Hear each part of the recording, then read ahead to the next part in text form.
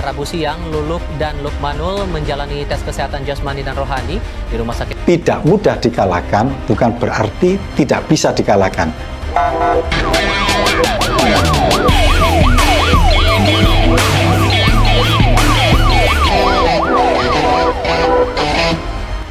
Kayaknya seru deh Pilkada Jawa Timur tahun 2024 ini. Bukan karena semua kandidatnya adalah ketiganya wanita, tetapi lebih dari itu. Karena Pilkada Gubernur Jawa Timur 2024 dianggap seru karena sejumlah faktor politik dan sosial yang membuatnya menarik perhatian semua kalangan. Di sisi lain, posisi incumbent atau Ibu Khofifah ini jelas tidak mudah untuk dikalahkan oleh penantang-penantangnya, baik itu oleh Ibu Tri Risma hari ini maupun oleh penantang lainnya yaitu Ibu Luluk Nur Hamidah. Nah, sebelum kita membahas kenapa Ibu Khofifah tidak mudah dikalahkan oleh Ibu Risma maupun Ibu Luluk, nah terlebih dahulu saya akan sampaikan beberapa ulasan dan alasan mengapa Pilkada Jawa Timur ini dianggap paling seru dan cukup unik yang tidak bisa terlepas dari adanya faktor politik, faktor sosial, faktor pengaruh kekuatan kelompok basis agama, dan juga karena faktor kultural. Faktor-faktor inilah yang membuat alasan Pilkada di Jawa Timur cukup unik dan dinamis. Alasan yang pertama adalah Pilkada Jawa Timur kali ini merupakan kontestasi tokoh-tokoh populer dan kompetisi yang ketat antara kandidat. Seperti yang sudah diketahui bahwa Jawa Timur memiliki sejumlah tokoh politik yang kuat dan populer baik di tingkat lokal maupun nasional. Nah, banyak para kandidat potensial yang memiliki basis dukungan kuat, seperti tokoh dari partai-partai besar, juga mantan kepala daerah, atau bahkan incumbent yang bisa maju kembali. Nah, tentu persaingan antara tokoh-tokoh ini membuat Pilkada Jawa Timur menjadi sangat dinamis. Nah, yang kedua adalah basis suara yang begitu besar, di mana Jawa Timur adalah provinsi dengan jumlah penduduk terbesar kedua di Indonesia setelah Jawa Barat. Nah, sehingga memiliki basis pemilih yang sangat besar pula. Dan hal ini membuat Pilkada di Jawa Timur sangat strategis. Karena kandidat yang menang di Jawa Timur tentu saja dapat membangun sebuah legitimasi yang kuat di tingkat nasional. Nah, alasannya ketiga adalah dukungan partai yang cukup beragam, yaitu koalisi politik yang begitu kompleks. Biasanya partai-partai politik di Jawa Timur membentuk koalisi yang kompleks, yang masing-masing mempunyai basis dukungan yang berbeda-beda. Partai-partai besar seperti PDIP, PKB, Gerindra, dan Golkar memiliki basis dukungan yang signifikan di Provinsi Jawa Timur ini. Sehingga melalui proses negosiasi dan dinamika di antara partai-partai itulah untuk mengusung calon yang bisa diterima oleh semua pihak. Tentu hal ini akan menciptakan dinamika dan ketegangan tersendiri. Itulah uniknya Pilkada di Jawa Timur.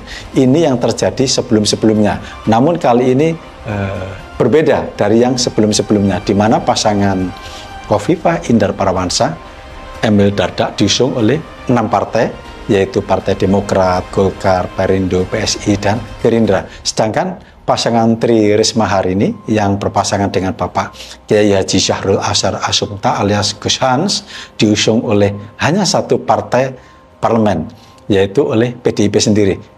Kalaupun ada partai lain yang mendukung, itu pun partai non-parlemen, yaitu Partai Hanura dan Partai Umat yang tidak mempunyai kursi di parlemen.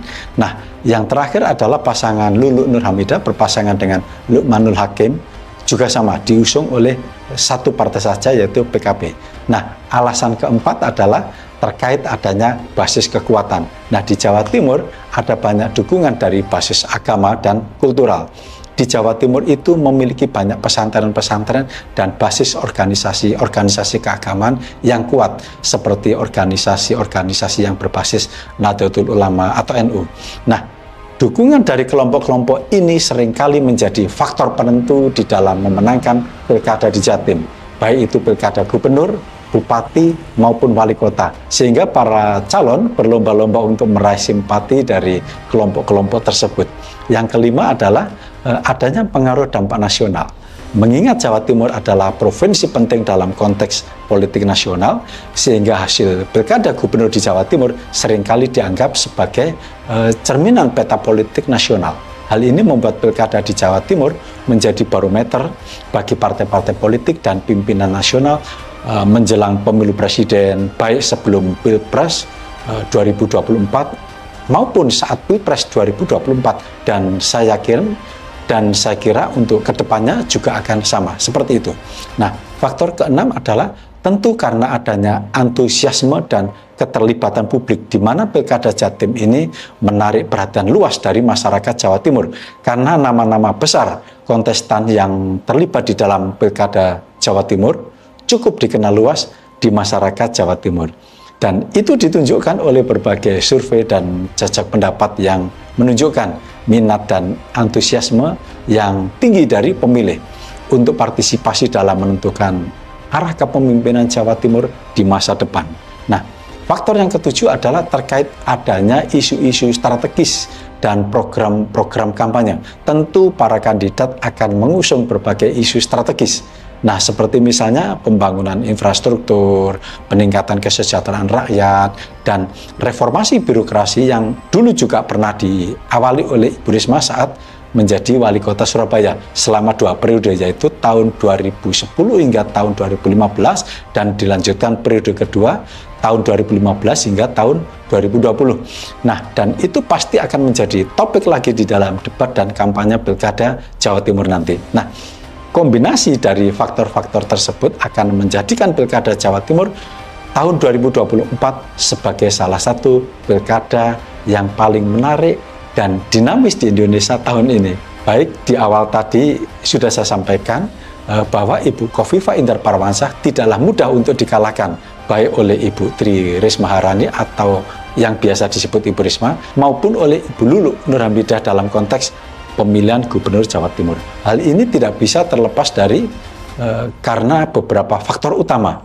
Yang pertama adalah dalam hal popularitas dan rekam jejak. Seperti yang sudah diketahui bahwa Ibu Khofifah memiliki rekam jejak yang panjang dalam pemerintahan dan organisasi sosial.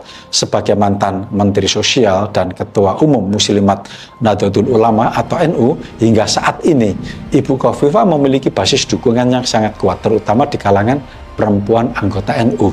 Nah, organisasi Muslimat Nahdlatul Ulama ini kan dirancang dan bergerak di bidang keagamaan, mengelola berbagai kegiatan sosial dalam hal pendidikan, dan tentunya berfokus pada pemberdayaan perempuan, juga kesehatan dan kesejahteraan sosial. Nah, di organisasi Muslimat NU inilah Ibu Khofifah sebagai ketua umumnya yang memimpin organisasi secara keseluruhan dan bertanggung jawab atas arah dan kebijakan strategis dari organisasi Muslimat NU itu sendiri. Nah, yang pasti secara struktur organisasi dan secara psikologis Ibu Khofifah bisa menanamkan pengaruhnya di organisasi Muslimat NU, mulai dari kedekatan kalangan elitnya, level pengurus, level pimpinan cabang dan pimpinan rantingnya, hingga level yang paling bawah sekalipun. Ini adalah salah satu basis kekuatan Ibu Khofifah yang begitu mengakar di kalangan kelompok Muslimat NU atau NU secara umum. Nah, ini adalah merupakan basis dukungan utamanya. Nah, yang kedua adalah Ibu Tri Risma Haryani.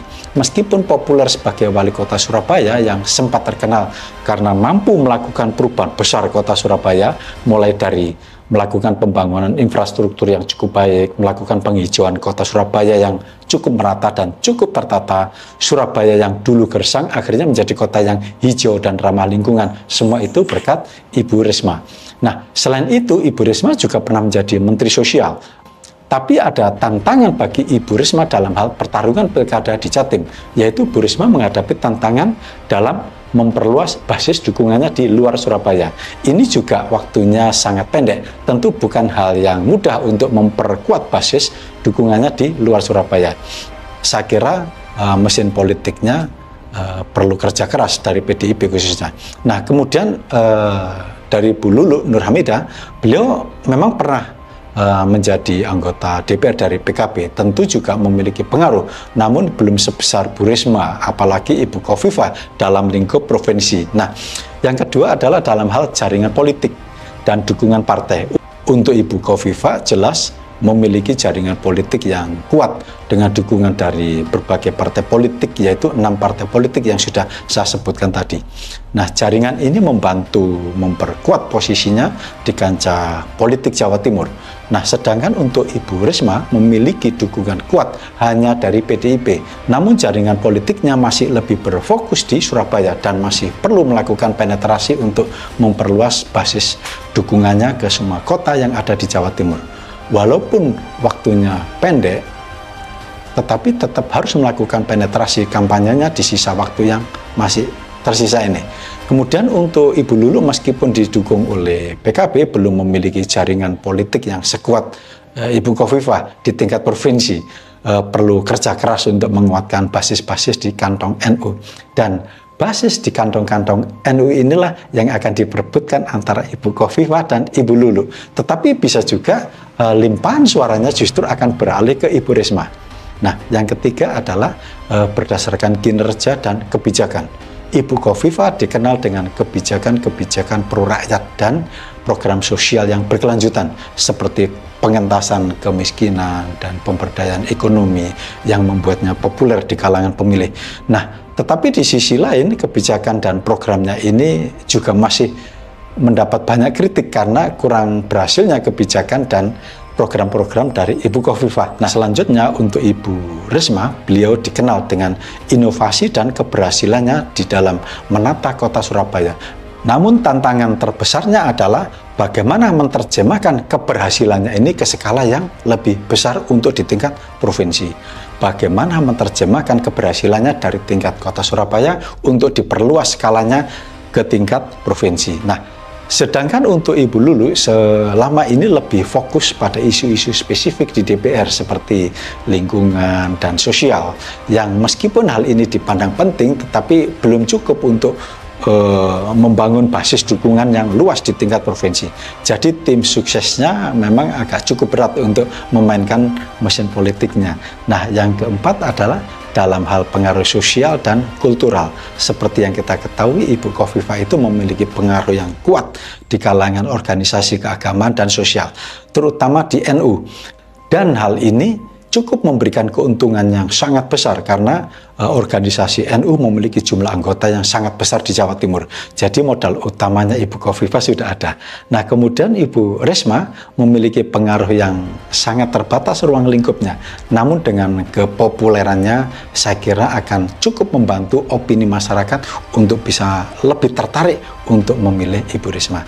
Dan untuk Ibu Lulu memiliki pengaruh yang lebih terbatas lagi dalam organisasi sosial, keagamaan, meskipun beliau juga dihormati di kalangan tertentu. Nah, yang kelima adalah dalam hal pengalaman dan kompetensi masing-masing. Ibu Khofifah memiliki pengalaman lebih dari 20 tahun di berbagai posisi pemerintahan dan organisasi yang membuatnya sangat kompeten di dalam mengelola urusan pemerintahan maupun organisasi kemasyarakatan. Nah, sedangkan untuk Ibu Risma sama. Beliau memiliki pengalaman yang kuat di tingkat kota dan kementerian, ini kan di tingkat nasional juga. Nah, sehingga untuk tantangan di tingkat provinsi, walaupun lebih kompleks, saya kira beliau cukup adaptable. Artinya dengan mudah bisa menyesuaikan dengan posisi jabatan baru apapun bentuknya. Karena pengalamannya mengelola di tingkatan yang lebih kecil hingga tingkatan nasional.